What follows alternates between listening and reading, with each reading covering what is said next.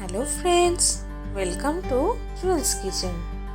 প্রতিদিনের মতন আবার আমি চলে এসেছি নতুন একটা মজাদার রেসিপি নিয়ে। আজকে আমি শেয়ার করছি রেস্টুরেন্ট স্টাইল চিকেন পিৎজা বানানোর রেসিপি, যা খুব সহজেই বাড়ির কয়েকটা উপকরণ দিয়ে তৈরি করে নেওয়া যাবে। এই পিৎজা বানানোর জন্য আমি একটা বোলে ময়দা রেখেছি, আর এই ময়দা আর দইটা যে রেখেছি, দইয়ের পরিমাণটা আমি বলে দিচ্ছি। ময়দা যদি কারোর ফুল কাপ 1 কাপ হয় তাহলে 1/4 কাপ দই হবে, আর দইটা কিন্তু রুম টেম্পারেচারে রাখা আছে। আর এখানে নিয়েছি বেকিং সোডা, বেকিং পাউডার আর নুন। এই মাপটা আমি বলে দিচ্ছি। এই চামচটা আমি মেপেছি। বেকিং পাউডার যদি 1/2 চামচ নিতে হয়, তারও 1/2 নিতে হবে বেকিং সোডা বা খাবার সোডা, সেই পরিমাণে কিন্তু করবে। এই চামচটা আমি মেপেছি, তোমরা বাড়িতে যে যেরকম মানে আমাদের চামচ ইউজ হয় রেগুলারের জন্য সেই চামচে মেপে করবে। আর নুনটা নিয়েছি স্বাদ মতন একটু নুন। চিলি ফ্লেক্স রেখেছি একটু ব্ল্যাক পেপার। দই তো আমি আগেই বললাম। দুধ রেখেছি, এটা আমি সস বানাবো। রেখেছি টমেটো কেচাপ, ওপরে আমি 1 টেবিল চামচ মতন রসুন কুচি দিয়ে রেখেছি অলরেডি। খুব সামান্য একটু সাদা তেল রেখেছি। আমি এখানে অরিগানো ইউজ করছি। এটা অরিগানো তোমরা দোকানে পেয়ে যাবে, বা এটা কিন্তু অপশনাল, না দিলেও চলবে। অরিগানোর জায়গায় মিক্সড হার্বসও কেউ দিতে পারো, তাতে একটু ভালো লাগে এই আর কি। না থাকলে নাও দিতে পারো। বাটার রেখেছি। আর চিকেন পিৎজা যেহেতু বানাবো, আমি চিকেনটাকে একটু নুন আর সামান্য 1 ফোঁটা সয়া সস দিয়ে এটাকে একদম অল্প তেলে জাস্ট নেড়ে ভেজে রেখেছি।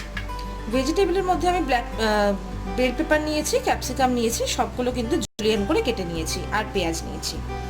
এখন আমরা রান্নাটা শুরু করব। এখন একটা মিক্সিং বোল আমি নিয়েছি। মিক্সিং বোলের মধ্যে প্রথমে আমি অ্যাড করে দিচ্ছি ময়দাটা আমি অ্যাড করে দিলাম। এখন অ্যাড করছি এই শুকনো ইনগ্রেডিয়েন্টসগুলো। সবকটা ভালো করে আমি হাত দিয়ে একটু আগে মিশিয়ে নিচ্ছি, তাতে কি হবে, মিক্সিংটা ভালো হবে। আর নুনটা একদম স্প্রেড করে যাবে। আগে দিলে, মাখার পরে কিন্তু কেউ দিতে যেও না, মাখার আগেই দিয়ে দেবে। এখন আমি দই দিয়ে দিচ্ছি।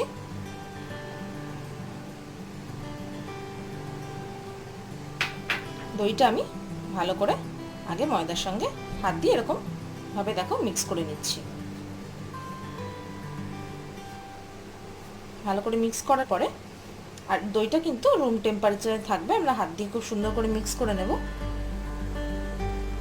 দইটা ভালো করে মিক্স করে নিয়েছি ময়দার সঙ্গে। এখন আমি এখানে একটু জল অ্যাড করে দিচ্ছি। জল অ্যাড করে করে ময়দাটা মাখবো। আগে কিন্তু কেউ বেশি জল ঢেলে দেবে না। ময়দাটা দেখতে হবে কতটা জলের পরিমাণ আমাদের প্রয়োজন আছে সেই অনুযায়ী, কারণ দই দেওয়াতে কিন্তু ময়দাটা একটু নরম হতে থাকে, বা একটু মানে একদম দইয়ের মতন হতে থাকে ইজিলি। সেজন্য জলটা কতটা দরকার ততটাই দেব, তার বাইরে না। আর একটু জল লাগবে, ব্যাস। আর জলের আমাদের কোনো প্রয়োজন নেই। ময়দাটা এখন ভালো করে একটু মেখে নেব।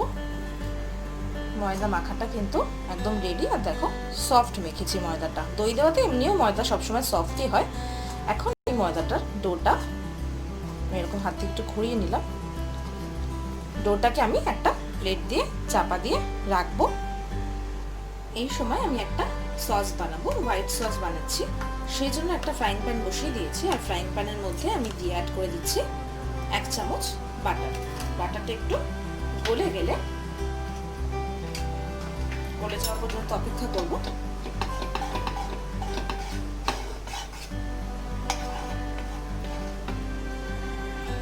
এখন বাটারটা কিন্তু পুরো মেল্ট হয়ে গেছে। এই সময় আমি 1 চামচ পরিমাণ ময়দা এতে অ্যাড করে দিচ্ছি। আর গ্যাসের ফ্লেম কিন্তু সব সময় এটার সময় একদম লোতে থাকবে, কেউ হাই ফ্লেমে চেষ্টা করো না করার জন্য। ময়দাটা কিন্তু দেখো এখন একটু লাম্প হয়ে যাবে। লাম্প মতনটা তৈরি হয়েছে। এই হোয়াইট সসটা আমি তৈরি করছি এই কারণে, কারণ অনেক ক্ষেত্রে আমাদের বাড়িতে চিজটা থাকে না, আর সবসময় আমরা দোকান যাওয়ার জন্য মানে তৈরিও থাকি না। সেজন্য এইভাবে যদি কেউ হোয়াইট সস করে পিৎজার সঙ্গে দাও, তাহলে কিন্তু বাচ্চারা একদমই ধরতে পারবে না, আর খেতেও কিন্তু ভালোই হয়। ময়দাটা ভালোভাবে মিশে গেছে বাটারের সঙ্গে, দেখো একটু লাম্প মতন হয়েছে। এখন আমি যে দুধ রেখেছিলাম 1/2 কাপ, সেটা আমি আস্তে আস্তে ঢালবো, তবে পুরোটা একবারে একদমই না। দুধটা আমি দিয়ে দিলাম। এখন হালকা হাতে একদম এটাকে মেশাতে হবে। আর গ্যাসের ফ্লেম কিন্তু একদম লোতে থাকবে, কারণ ময়দা দেওয়ার সঙ্গে সঙ্গে কিন্তু সবকিছু একদম লাম্প হয়ে যেতে থাকে, সেজন্য লো ফ্লেমে রেখেই করছি। আমি আবার একটু দুধ এতে অ্যাড করে দিলাম। এখন ময়দাটা আস্তে আস্তে লাম্প ফ্রি হয়ে যাবে। দেখো দুধটা দেওয়াতে কিন্তু একদম লাস্ট রাউন্ডে এটা লাম্প ফ্রি হয়ে গেছে। এখন সুন্দর একটা টেক্সচার এসছে। এই সময় এখানে আমি অ্যাড করে দিচ্ছি হাফ চামচ মতন ব্ল্যাক পেপার। এটা এখানে না দিলেও চলে, বাট আমি একটু দিই হোয়াইট সস যখনই বানাই, এটা দিলে একটু টেস্টটা বেশ ভালো লাগে। এই হোয়াইট সস কিন্তু পাস্তাতেও ইউজ করা যায় একইভাবে বানিয়ে। এখন আমি গ্যাসের ফ্লেমটা অফ করে দিচ্ছি আর এই হোয়াইট সসটাকে একটা বাটিতে ট্রান্সফার করে রাখছি। এখন আমি পিৎজা বেসটা তৈরি করব। আমি ডোটা দেখলাম, দেখো ডোটা কিন্তু অ্যাজ ইট ইজ নরমই আছে, খুব সফট কিন্তু। এই ডোটাকে এখন আমি একটা বেলনের উপরে রাখছি। এটাকে একটু হাত দিয়ে প্রেস করে নিচ্ছি আগে। এরপর আমি একটা বেলুন চাকির সাহায্যে বেসটাকে আমি হালকা করে প্রেস করে এরকম ঘুরিয়ে ঘুরিয়ে বেলবো। তবে এটা কিন্তু একদমই পাতলা হবে না, পিৎজা বেস আমরা জানি একটু মোটা হয়, সেজন্য বেলে নেব। এবার থিকনেসটা কিন্তু নিজেকে একটু বুঝতে হবে, আমি তাও দেখিয়ে দেবো। আমি বেলে নিয়ে আগে একটু ঘুরিয়ে ঘুরিয়ে মোটামুটি একটু বেলতে হবে। থিকনেসটা আমি পরে দেখাচ্ছি, আগে একটু আমি বেলে নিই। এটাকে একটু ঘুরিয়ে ঘুরিয়ে বেলে দিচ্ছি। মানে আমার বেলুন চাকিটা যত বড় তার থেকে একটু ছোট মাপেরই আমি বেলছি। দেখো মোটামুটি আমি বেলে নিয়েছি। আর থিকনেসটা দেখো বেশ কিন্তু মোটা আছে, এটা দেখতে পাচ্ছ আশা করি। আমার বেলাটা কিন্তু রেডি হয়ে গেছে। এখন আমি একটা ফ্রাইং প্যান নিয়েছি, তাতে আমি একটু অয়েল ব্রাশ করে দিচ্ছি। তেলের পরিমাণটা দেখো কিন্তু জাস্ট একটু ব্রাশ করব। অয়েল ব্রাশ করে দিয়েছি। এইবারে যে পিৎজাটা বেসটা আমি বেলে রাখলাম সেটা আমি এই তাওয়াতে দিয়ে দিলাম। এরপর আমি তাওয়ার চারদিকে এটা হাত দিয়ে ভালো করে স্প্রেড করে দেব। আর এই যে সাইডটা আছে এই কর্নারটাকে একটু মানে আমি যখন স্প্রেড করব তখন একটু কর্নার দিকটা যাতে উঁচু থাকে তাহলে একটু ভালো হয়, কারণ পিৎজার বেসে কিন্তু আমরা সেরকমই দেখি। সেরকম করে পুরো পিৎজাটা স্প্রেড করে দিচ্ছি এই তাওয়ার মাপেই। দেখো স্প্রেড করে দিয়েছি। এখন একটা কাঁটা চামচ নিলাম, তার সাহায্যে এইভাবে আমি একটু পিৎজার বেসটা প্রিক করে নিলাম বা ফুটো করে নিলাম। তাতে বেকিংয়ের সময় কিন্তু ভালোভাবে এটা বেক হয়ে যাবে বা ময়দাটা কিন্তু সেদ্ধ হয়ে যাবে। এরকমভাবে ঠিক প্রিক করে নেবে। ঠিক এইভাবে আমি প্রিক করে নিলাম যাতে কোনোভাবে অসুবিধা না হয়। এটা ডান। আমি এখন পিৎজা সসটা বানাবো। আমি নর্মাল টমেটো কেচাপ রেখেছিলাম, তার মধ্যে 1 চামচ মতন আমি রসুন কুচি রেখেছিলাম। এখন একটু অরিগানো এতে অ্যাড করে দিলাম। দেখো কতটা অ্যাড করেছি। এবার আমি ভালো করে মিক্স করে নিচ্ছি। আমরা কিন্তু কেউ চাইলে রেডিমেড পিৎজা সসও ইউজ করতে পারি। দেখো টেক্সচারটা ভালোই এসছে। এর সঙ্গে আমি অ্যাড করে দিচ্ছি একটু চিলি ফ্লেক্স। এটা কিন্তু কোনো বাচ্চা খেলে একটু বুঝে দেবে, যদি স্পেসিফিক্যালি কারোর জন্য বানানো হয় তাহলে সে কীরকম ঝাল খায় সেটা বুঝে। পিৎজা সসটা একদম রেডি। এখন আমি পিৎজা বেসটা যে নিয়েছি সেই বেসের উপরে এইভাবে পিৎজা সসটা লাগিয়ে দেব আর চামচ দিয়ে স্প্রেড করে দেব ভালো করে, যেইভাবে ঠিক দোকানে আমরা পিৎজা দেখতে পাই স্প্রেড করা। গার্লিকটা কিন্তু অবশ্যই দেবে, তাতে কিন্তু টেস্টটা ভালো আসে। একদম পিৎজার মধ্যখানটা ভালো করে স্প্রেড করে দিলাম।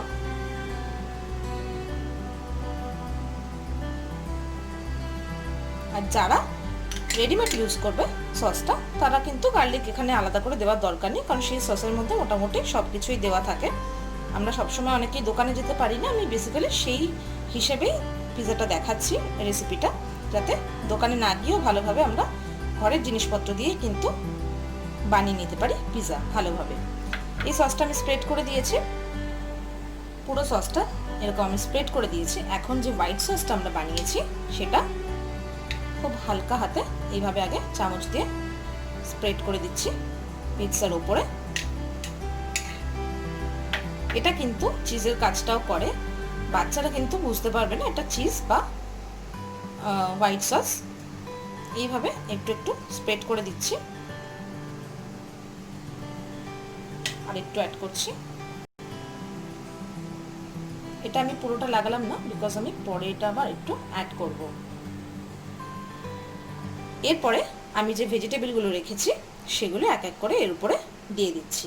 সুন্দরভাবে কিন্তু সবাই সাজিয়ে দেবে, তাতে ভালো লাগবে দেখতে। এই ভেজিটেবলটা কেউ কম বেশি করতে পারো, আমি জাস্ট কেটেছিলাম সেজন্য দেখিয়ে দিচ্ছি। এইভাবে আমি আস্তে আস্তে করে সব কটা ভেজিটেবল সুন্দর করে সাজিয়ে দিচ্ছি। শুধু ক্যাপসিকাম দিয়েও কিন্তু এটা করা যাবে, আমার কাছে বেল পেপার ছিল, দ্যাটস ওয়াই আমি অ্যাড করেছি। এইভাবে সুন্দর করে সাজাবে। আমি যেরকম সাজাচ্ছি সেরকম না হলেও হবে, যে যেরকম ইচ্ছে মতন দিতে পারো, তাতে কোনো অসুবিধা নেই। দেখো ভেজিটেবলগুলো কিন্তু আমি একদম সাজিয়ে নিয়েছি। কারোর যদি মনে হয় এতটাও দেবে না তো অবশ্যই স্কিপ করে যাবে, তাতে কোনো প্রবলেম নেই।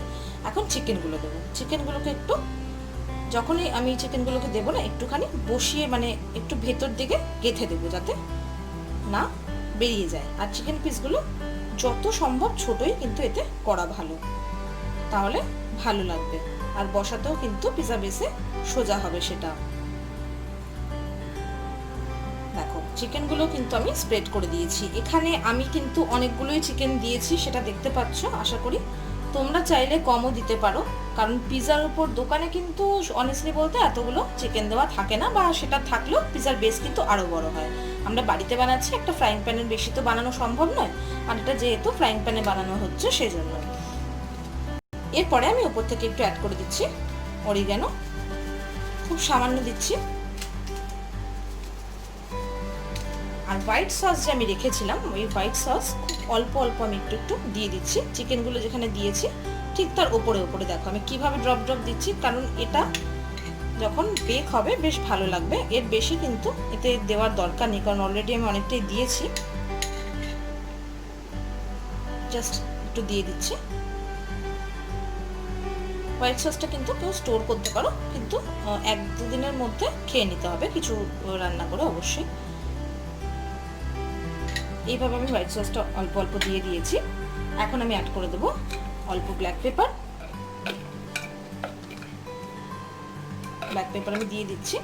আর আমি অ্যাড করবো চিলি ফ্লেক্স। এই চিলি ফ্লেক্সটা কিন্তু পিজাতে বেশ একটা দারুণ টেস্ট বা ফ্লেভারও আনবে। দেখো চিলি ফ্লেক্স দিয়ে দিলাম, আমরা ঝাল খাই সেজন্য আমি একটু বেশি দিলাম, তাও এর বেশি দেওয়ার প্রয়োজন নেই। আর অরিগানোর টেস্টটা কিন্তু খুবই ভালো আসে। আর একটু অরিগানো আমি অ্যাড করে দিচ্ছি। দেখো আর কিন্তু কিচ্ছু দেবো না, একদম পিজা সাজানোর ডান। এখন আমি এটাকে বেক করার জন্য নিয়ে যাব। দেখো বেক করার জন্য আমি, আমার কাছে আর একটা ফ্রাইং প্যান আছে, সেজন্য আমি সেটা বসিয়েছি। আর গ্যাসের ফ্লেমটা এই সময় একদম লো, সবে মাত্র আমি গ্যাসটা কিন্তু জ্বালিয়েছি। এইবার এই প্যানটাতে আমি বেক করব, সেই প্যানটা নিচের প্যানের ওপরে আমি বসিয়ে দিচ্ছি।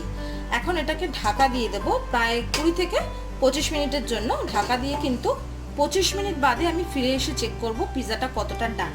আমি এখন এটাকে ঢাকা দিয়ে ফিরে আসবো 25 মিনিট পর। দেখো 25 মিনিট কিন্তু হয়ে গেছে। এখন পিজাটা আমি লিডটা সরিয়ে দেখলাম, পিজাটা কিন্তু একদম ডান। আর একটা ফোর্কের সাহায্যে আমি আবার একটু প্রিক করে দেখছি সাইডগুলো, সাইডটা দেখলেই বুঝতে পারবো। দেখো সাইডটা কিন্তু একদম ডান, কোনো কাঁচা ভাবটা নেই। সুন্দরভাবে পিজাটা বেক হয়ে গেছে, একটু ধোঁয়াও বেরোচ্ছে, একদম গরম। এটাকে আমি এখন ফ্রাইং প্যান থেকে বার করে নেব, তারপর আমি ঠান্ডা করে সার্ভ করব। দেখো পিজা একদম আমি প্লেটে রেডি করে নিয়েছি, এটা কিন্তু রেডি টু ইট এখন।